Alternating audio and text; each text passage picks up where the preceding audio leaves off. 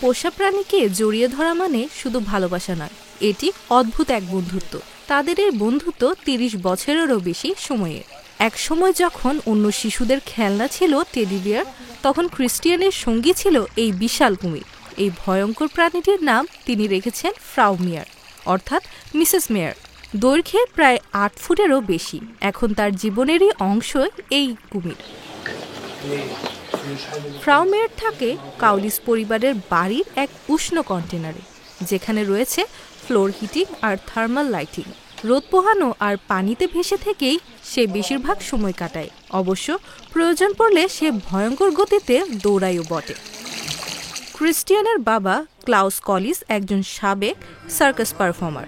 এই অ্যালিগেটরটি কিনেছিলেন প্রায় ৪০ বছর আগে, মাত্র ২ বছর বয়সে। ২০১৬ সাল পর্যন্ত ফ্রাউ মেয়ার ছিল সার্কাসের নিয়মিত আকর্ষণ।